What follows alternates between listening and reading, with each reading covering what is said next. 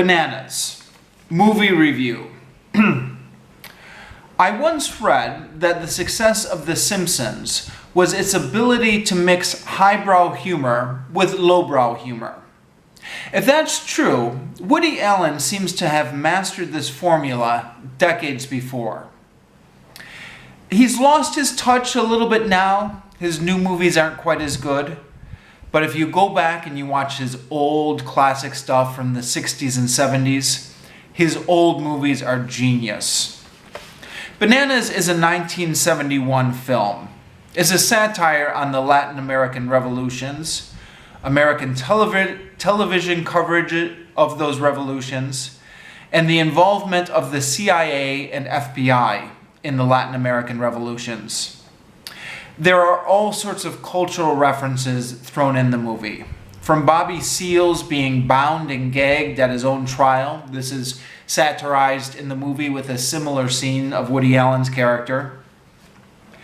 To the infamous baby carriage scene from the battleship Potemkin.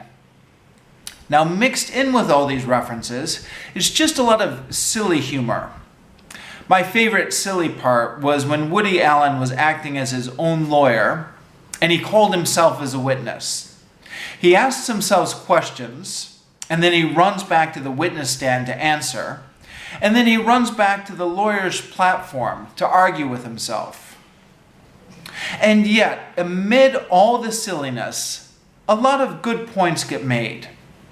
Like when Miss America is asked if Mr. Mellish is Woody Allen's character, is a traitor to his country, she answers, "I think Mr. Mellish is a traitor to this country because his views are different from the views of the president and others of his kind.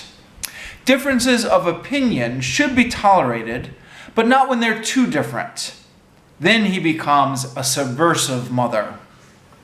I think this still describes the views of many on the right.